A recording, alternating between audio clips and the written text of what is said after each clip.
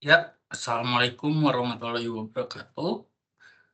Saya Ahmad Fuadi. Hari ini akan menjelaskan mengenai strategi masuk untuk di pasar global. Yang pertama itu adalah pemilihan pasar target, pasar yang disasari. Nah, eh, beberapa langkah yang harus dilakukan ada 4 untuk pemilihan. Nah, yang pertama itu memilih dan mengkoleksi data. Memilihnya itu memilih indikator dan mengkoleksi data. Jadi indikator-indikator yang dianggap penting untuk pemilihan dan data-datanya setiap negara itu dilakukan. Terus langkah kedua itu memilih, indikator apa yang penting untuk se sebuah pasar, sebuah negara untuk pasarnya dimasuki. Lalu, yang ketiga memberikan rating terhadap masing-masing indikator, memberikan bobot, eee, terhadap indikator tersebut, mana yang paling penting. Lalu, eee, yang keempat itu melakukan perhitungan, eee, perhitungan terhadap setiap pasar tersebut. Yang kedua itu sekarang, eee pemilihan cara masuknya. Nah, pemilihan cara masuk ini kriterianya ada 2 macam, ada kriteria lingkungan eksternal atau kriteria, internal atau perusahaannya sendiri, perusahaan kita sendiri yang masuk, seperti apa. Nah, ini yang pertama untuk yang lingkungan dulu. Lingkungan itu faktor-faktornya ada, eee, ukuran dan pertumbuhan pasar. Ini lalu ada resiko, ada regulasi dari pemerintah setempat, terus, eee, ada juga dari lingkungan persaingannya seperti apa, lalu ada juga dari, eee, infrastruktur lokalnya.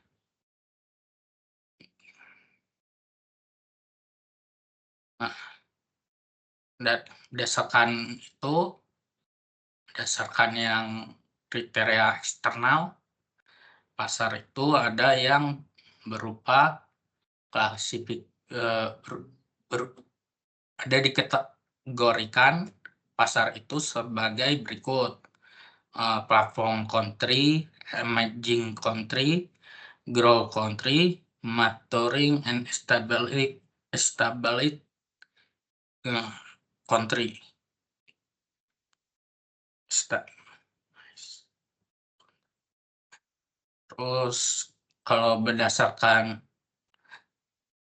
kriteria internal, kriteria company-nya sendiri, itu ada objektif company, objek company kita seperti apa, terus, kebutuhan terhadap pengendaliannya itu seperti apa, sumber daya internalnya, aset dan kemampuannya, dan ke fleksibilitas, seberapa fleksibel ininya.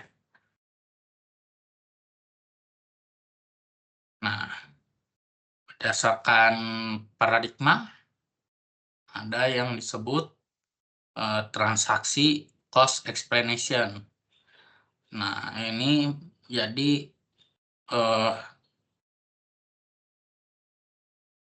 paradigma di mana company itu melakukan cara masuk berdasarkan eh, keinginan seberapa ingin dia meningkatkan pengendalian terhadap dibandingkan biaya sumber daya dan resikonya. Jadi kontrol dibandingkan dengan biaya resource dan ya biaya resource dan resiko. Nah, lalu sekarang kita akan membicarakan cara-cara masuk. Yang paling mudah itu, bukan paling mudah ya, paling simpelnya itu adalah eksportir tidak langsung. Apa maksudnya eksportir tidak langsung? Jadi mengundangkan pihak ketiga untuk sebagai pelaku ekspor. Kita hanya memberikan barang saja atau jasa. Nah, terus ada kooperatif ekspor. Jadi ini si apa ada perusahaan lain sudah melakukan eksportir, kita numpang di situ untuk melakukan eksportir juga. Jadi bentuknya kayak kerjasama, tidak jual beli putus. Kalau yang eksportir tidak langsung itu kita jual beli ke pelaku eksportir. Kita tidak tahu menahu dengan apa yang di pasar sananya. Nah, kalau kooperatif eksportir kita tahu pasarnya kayak gimana, kita cuma numpang untuk eh, mempermudah melakukan ekspornya saja. Terus ada juga ekspor secara langsung. Berarti kita bikin perusahaan kita ada untuk devisi untuk melakukan ekspornya kita sendiri tanpa ada bantuan lagi. Terus ada dengan lisensi. Lisensi ini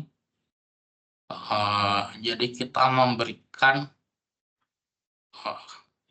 sebuah sertifikat gitu yang maksudnya itu memberikan sumber daya dan teknologi ke pemegang lisensi yang kita nanti akan dibagi hasil oleh si pemegang lisensi atau nah ini keuntungan melakukan lisensi ini company yang kita kalau merasa masih terlalu kecil, kekurangan resource, ini jadi lebih gampang. Kita nggak perlu menginvest terlalu banyak. Kita cuma perlu melakukan pelatihan saja.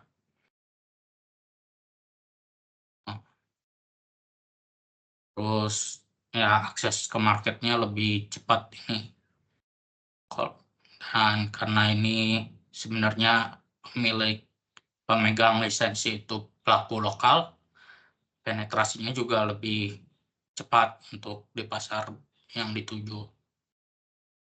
Tapi tantangannya ini adalah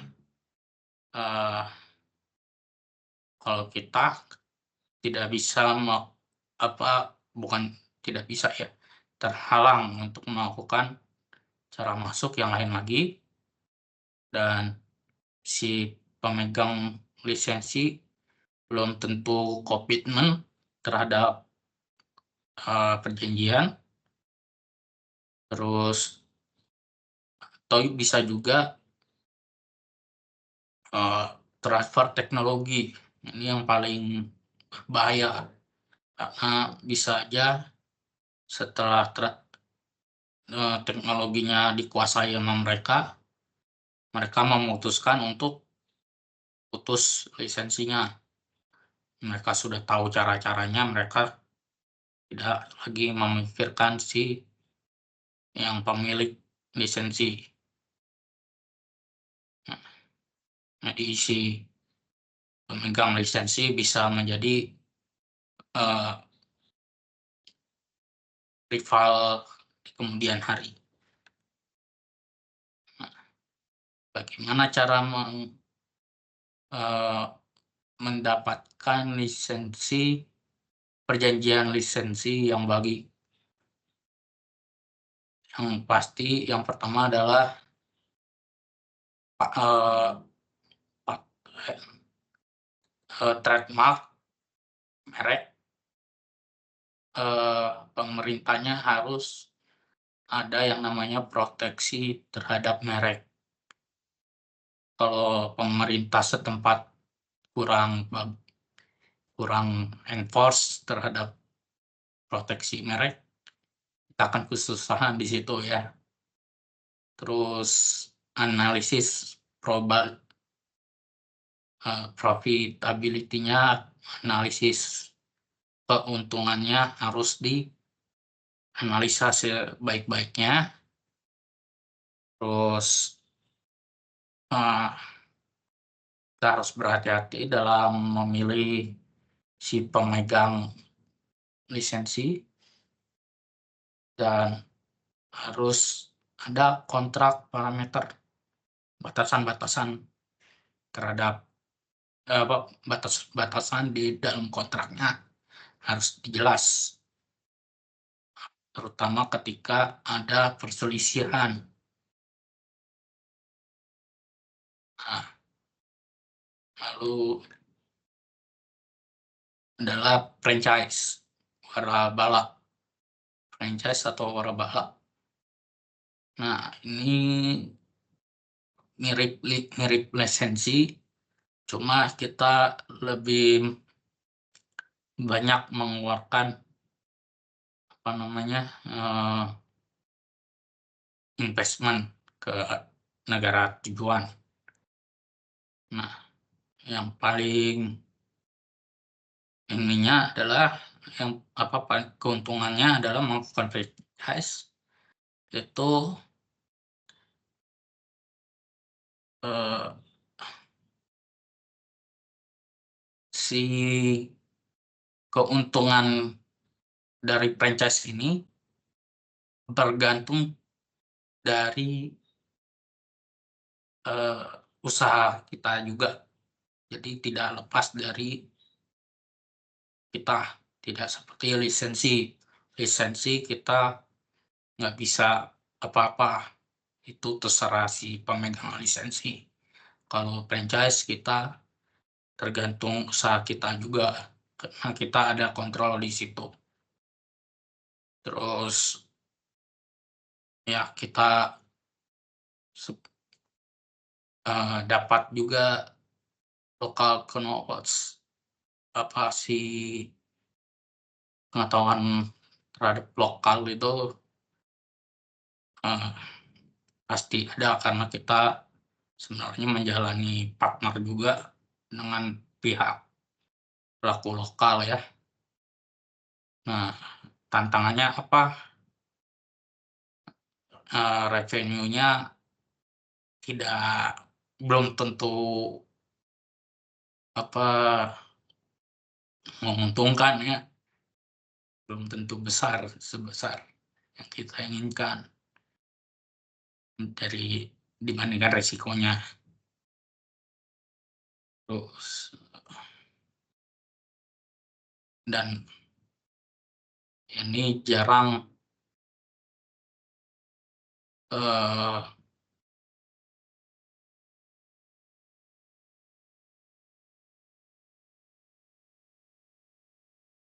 jarang ada opportunity-nya di luar negeri. Kenapa? Karena si para pelaku lokal itu pasti menginginkan kontrolnya di mereka, tidak mau kontrolnya di, kita ya, di luar, di pihak asing. Nah, terus kekurangannya kontrol terhadap operasi franchise ini karena pada dasarnya kita itu cuma menyediakan fasilitas, eee, fasilitas saja ya, investasi fasilitas kita.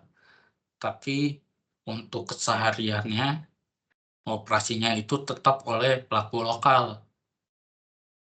Nah nah, karena operasinya di operasi kesehariannya di pelaku lokal, maka akan ada permasalahan, performa yang tidak merata, karena tergantung orang lokalnya juga ya. Terus ada masalah budaya. Budayanya kalau berbeda atau sangat berbeda bisa jadi problem juga. Dan yang apa, warabala kita nggak boleh terlalu banyak juga ya tokonya di mana-mana. Selain bisa investasinya jadi lebih kegedean,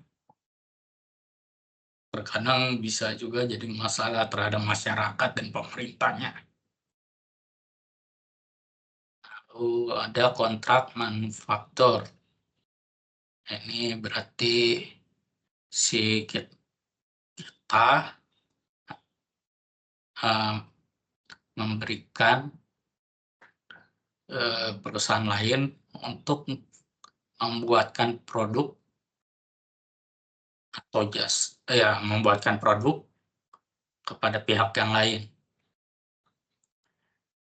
Eee, Keuntungannya apa? Biaya, apa namanya, biaya pekerjanya itu lebih sedikit, lebih rendah, terus ada, eee, menghemat juga di perpajakan, eee, terus materialnya juga kita nggak perlu nyari lagi karena mereka yang harus nyari, dan, ya biaya-biayanya intinya jadi lebih rendah karena sudah di-manage sama yang partner. Terus politikal, eee, ya kan, politik dan resiko politik dan ekonomiknya juga lebih rendah, karena pada dasarnya, kita memberikan pekerjaan ke pasar tujuan ya, ke pasar si partner, dan ini cepat sekali untuk akses ke marketnya. Nah, tantangannya apa? Yaitu yang partner kita ini bisa jadi rival di masa depan lagi, dan es karena kita menghemat di produksi, di barang barang material dan segala macamnya, itu kemungkinan standar produk kita jadi berkurang. dan kita juga bisa kena, apa namanya, permasalahan dengan, eee, pegawai kita di home market, di pasar asal kita ya. Karena ya itu, kita bukannya mempekerjakan, eee, manusia yang ada di pasar asal kita, malah memperkerjakan di pasar orang lain.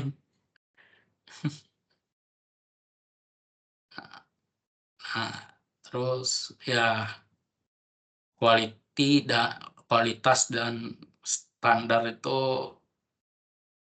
tidak bisa dijamin ya, karena itu pasti dipegangnya sama partner kita yang kita kontrak. Itu harus ada, eee, pembatasan di kontraknya biar quality dan standar produknya nggak terlalu, eee, bermasalah.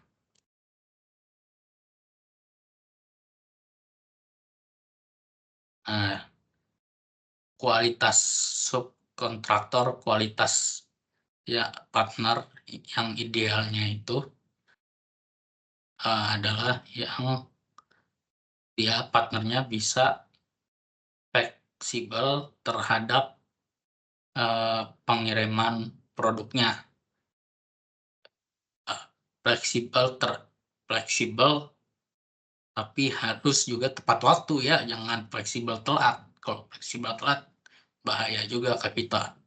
Yang penting fleksibel dan tepat waktu dan pengirimannya, terus ya pasti bisa mendapatkan menyesuaikan, standarnya berdasarkan kualitas yang kita mau, terus, eee, mereka juga harus punya pondasi yang bagus di dalam finansial ya, dan dapat, berintegrasi dengan perusahaan kita, bisnis kita ya. Nah, dan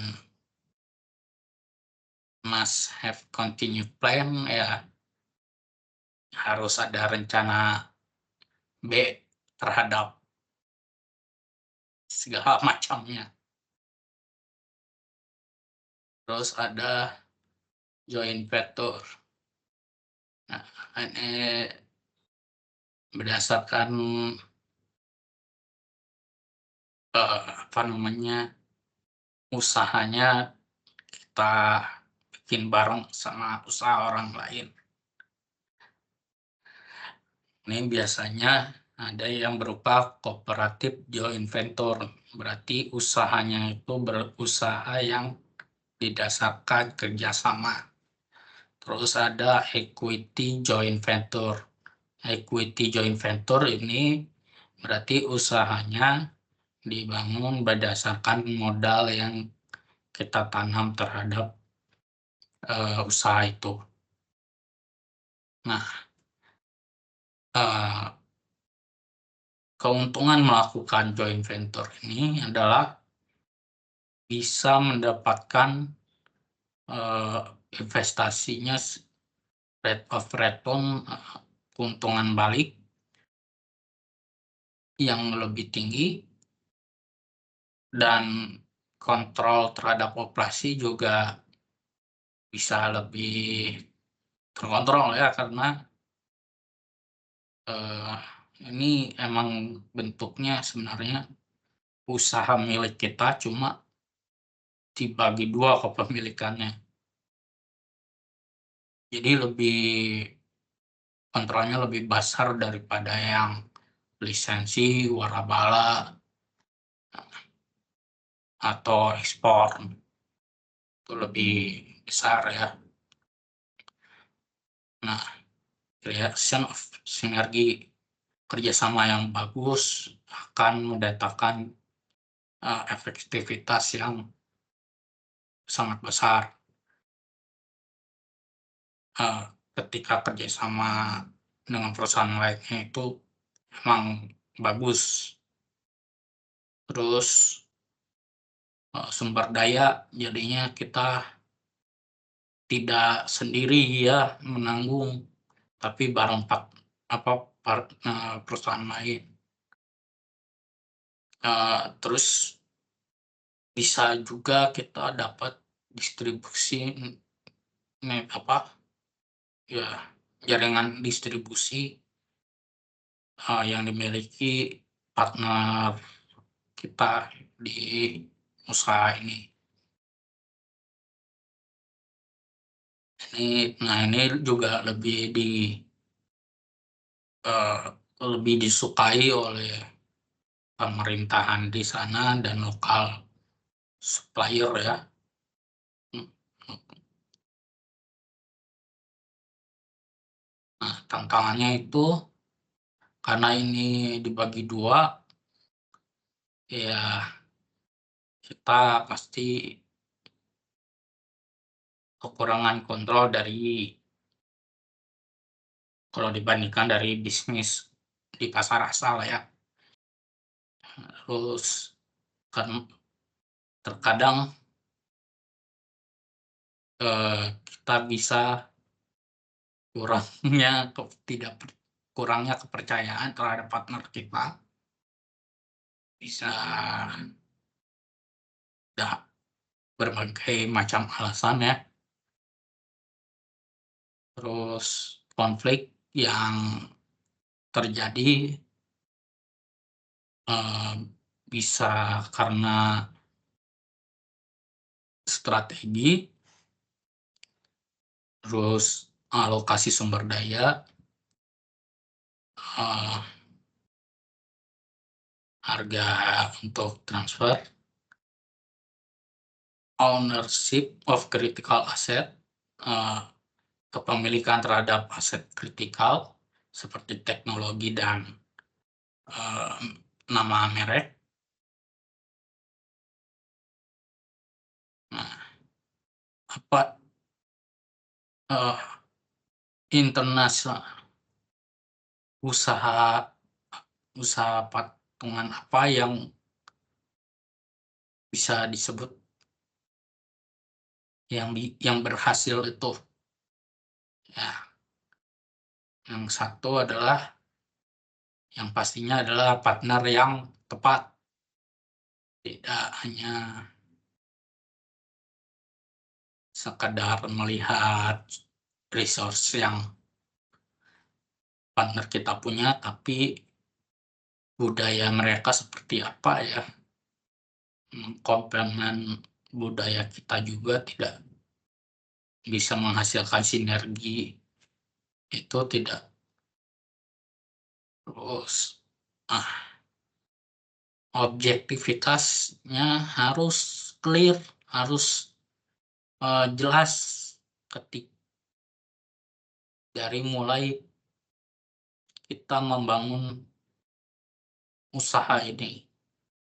Usaha ini bersama dengan partner kita harus objektifnya jelas.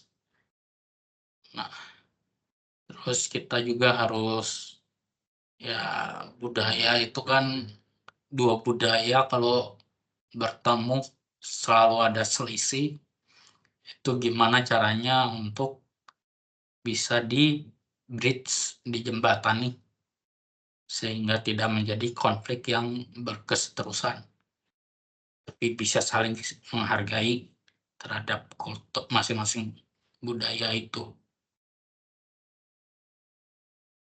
Terus top manajerialnya juga harus komitmen dan saling menghargai ya, kalau tidak ya akan terjadi konflik.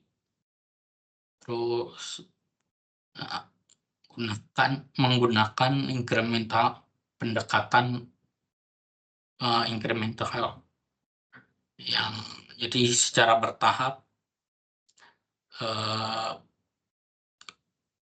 dalam melakukan segala sesuatunya, jangan langsung-langsung pengen gede. karena ini kan kita ada partner, kita pengen bisa untuk saling trust dulu. Makanya jadinya mulai dari yang kecil-kecil, ditingkatkan sampai yang ke yang besarnya. Terus membuat tim launch during launch phase. Ini berarti membuat tim ketika mau memulai, usaha itu. Untuk apa tim ini? Tim ini akan membangun dan menjaga, eee, keselarasan strategi. Terus, ini juga akan menjadi, pemerintahan terhadap usaha itu. Me dan untuk me-manage, eee, si ekonomi ini, eee, tetap saling bergantungan. Dua perusahaan ini yang bisa apa, memiliki ekonominya masing-masing, bisa saling terbantukan, saling membantu gitu. Nah, ini tugasnya mereka untuk me-manage. Jadi timnya ini sebenarnya untuk mengorganisir dua perusahaan dua perusahaan lain ini bisa saling bekerja sama. Nah, terus ada ini wholly owned subsidiary. Jadi perusahaan yang kita punya seutuhnya di pasar lokal itu, di pasar sasaran. Nah, bagaimana cara, mendapatkan, eee, kantor perusahaan itu, perusahaan yang menjadi apa ya, eee, yang menjadi, perwakilan kita di pasar tujuan. Nah, ada salah satu caranya itu akuisisi dan merger. Nah, ini cara paling cepat untuk mendapatkan, pasar lokal di negara tujuan. Jadi kalau perusahaan lokal itu kan pasti sudah ada aksesnya ke market. Dengan kita membeli perusahaan itu, kita mendapatkan akses terhadap pasarnya juga. Dan yang paling ininya adalah, eee, pasar pasar yang tujuan itu sudah mendapatkan brand rek brand lokalnya itu sudah dikenal oleh pasar tujuan. Jadi kita tidak perlu membangun image image merek dari awal lagi. Terus ada yang namanya operasi greenfield. Eee,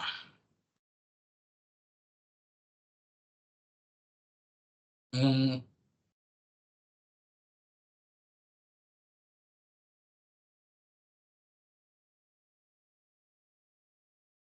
eee, memberikan fleksibilitas ya, lebih daripada kita mengakuisisi di segi area human, eee, sumber daya manusia, supply, logistik, eee,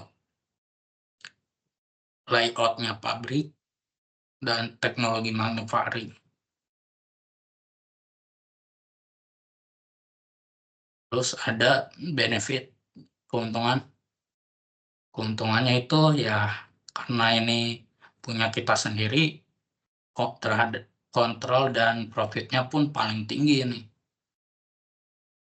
Terus komitmen terhadap pasar, eee, terhadap pasar tujuan ini menjadi bagian tera bagian dari perusahaan ya, heeh. Lalu, investor itu jadinya lebih bisa manage dan mengontrol ya, marketing, pemasarannya, produksinya, dan sumbernya kepentingan sumbernya dari mana. Tantangannya itu ya,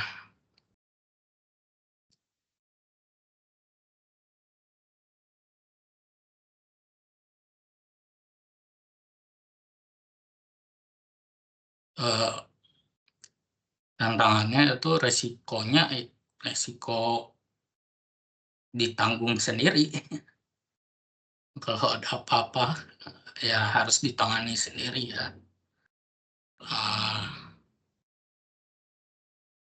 jadi, eee, kita kita sebagai orang asing di pasar itu, kita harus, eee, berusaha menjadi bagian di situ, apa, bisa diterima di pasar tersebut tanpa ada bantuan pihak ketiga. Terus ada risiko juga dinasionaliskan, eee, bisa diambil alih gitu sama pemerintah setempat ya.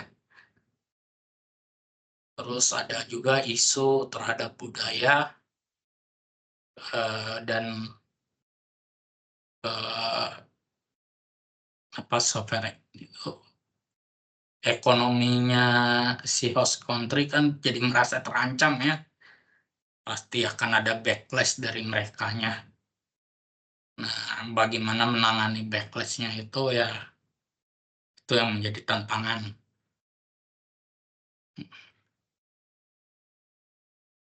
Terus ada lagi strategi aliansi.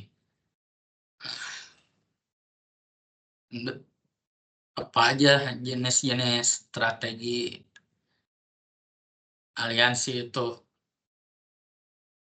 Ada yang berupa, eee, yang lisensi terhadap 2 partner, ada yang berdasarkan pasar, kita melakukan aliansi itu, operasi dan logistik aliansi, jadi ada yang melakukan bisnis, ada yang melakukan distribusi, terus operation based aliansi, ada juga aliansi yang berdasarkan operasinya. Nah, kenapa kita melakukan strategi aliansi? Biasanya untuk mempertahankan posisi yang kita miliki, atau kalau kita merasa sedang di bawah, untuk, eee, mengejar posisi posisi di pasar, atau bisa juga, eee, untuk mempertahankan yang masih ada, mempertahankan posisi. Jadi kalau kalau defense tuh dia posisinya sudah di atas, pengen terus di situ, Kalau Riemann dia posisinya di bawah tapi nggak mau lebih jatuh lagi posisinya. Terus ada juga mungkin karena kita pengen restrukturisasi, pengen restruktur dulu. Jadi biar kita tidak kehilangan posisi di pasar, kita melakukan strategi aliansi. Aliansi apa yang sukses? Yang sukses itu aliansinya bukan antara eh, partner yang kuat dan yang lemah. Jadi aliansi itu eh, harus si partnernya ini, antara kita dan partner harus memiliki kekuatan ekonomi yang sama. Tidak boleh ada yang lebih kuat, ada yang lebih rendah. Tidak akan berhasil itu aliansinya. Terus aliansinya itu harus memiliki masing-masing autonomi dan fleksibilitas masing-masing. Tidak tidak saling berusaha menguasai ya. Nah, terus equal ownership, jadinya kepemilikan yang sejajar. Nah, faktor lainnya itu ada eh, komitmen dan dukungan dari eh, organisasi partner yang apa, komitmen dan support dari top partner, eh, dari petingginya organisasi partner ya. Terus strong aliansi manager are the key. Ya, ini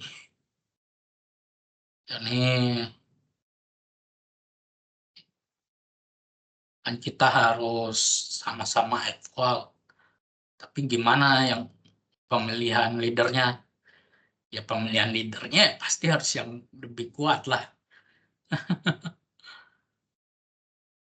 Eh, ada yang lebih kuat tapi tidak sebagai ownership ya, tapi sebagai manajer.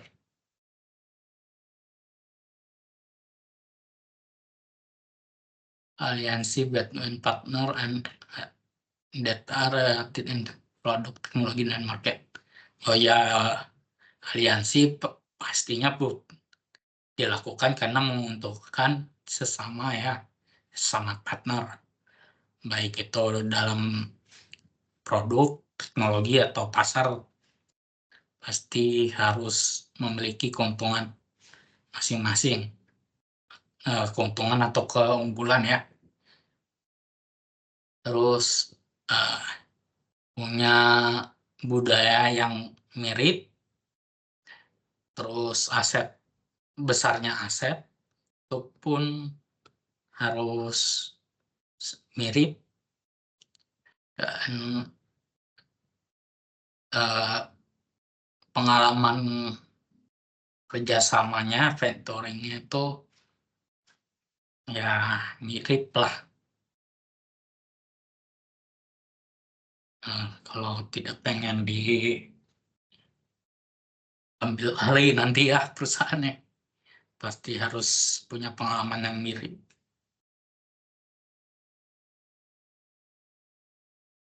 Nah, ini biasanya dimulai dari basis yang kecil, yang narrow, yang sempit.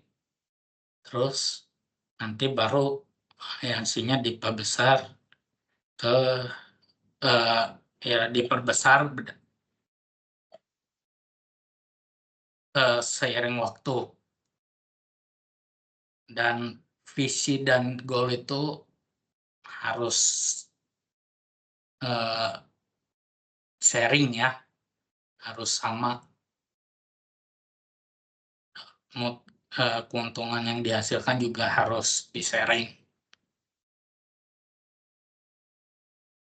Nah, timing of entry, jadi kapan masuknya, eee, kapan masuk, kapan sebuah perusahaan itu masuk ke ke pasar asing, eee, terus, faktor yang harus ini, eee, yang harus dimasukkan, yang harus lihat itu adalah level of international experience. Jadi pengalaman internasionalnya sudah seperti apa, terus ukuran perusahaannya seperti apa, eee, produk dan jasa yang disuguhkan atau yang ditawarkan itu seperti apa, terus mod harus, eee, cara masuknya, eee, pengetahuan pasar terhadap pasar, terus, eee, variabel yang apa, ekonomi atraktif. Jadi yang variabel yang membuat ekonomi itu menarik, lalu kita ada exit strategi,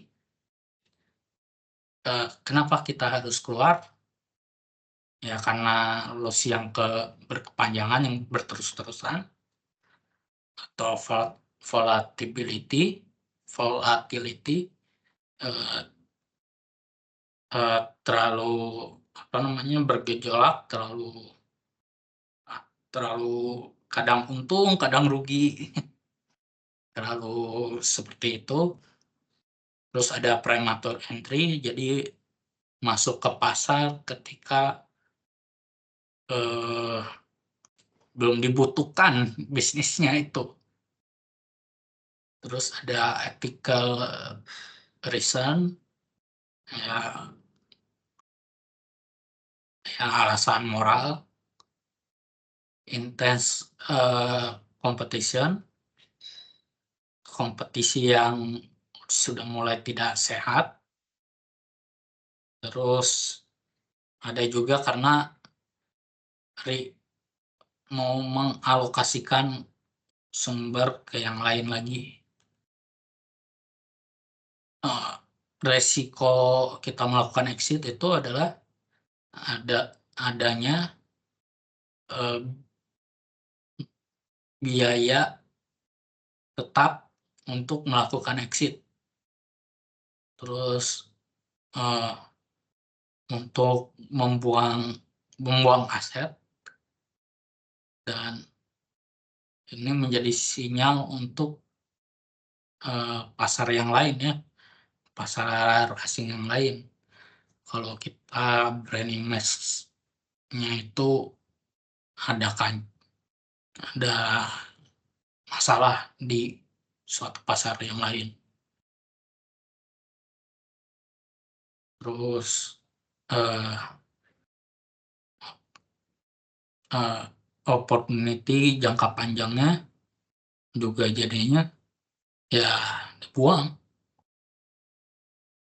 Terus pedoman, pedomannya dalam melakukan exit itu, eee, kontemplatif, eee,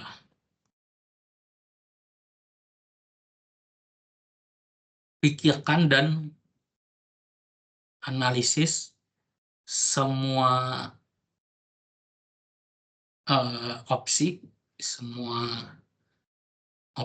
semua opsi yang untuk, eee, sem untuk menyelamatkan bisnis bisnis kita ini,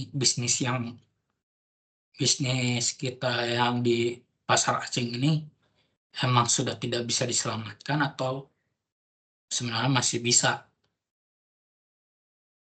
Terus, eee, exit-nya jangan langsung exit, kalau bisa sedikit-sedikit. Jadi tidak langsung tutup pabrik begitu saja. Bisa mungkin, eee, ya tutup pabrik dulu baru, tapi perusahaannya tetap ada di situ untuk seperti, apa ya, kalau produk elektronik ya servisnya itu masih bisa berjalan gitulah ya, walaupun sudah tidak memproduksi di situ. Jadi pelan-pelan keluarnya, tidak tidak biar customer-nya tidak merasa terabaikan. Terus malah kalau bisa si konsumennya itu dimigrasi ke yang lain, mmm, itu. Nah, sekian itu dari saya. Terima kasih sudah menyimak. Assalamualaikum warahmatullahi wabarakatuh.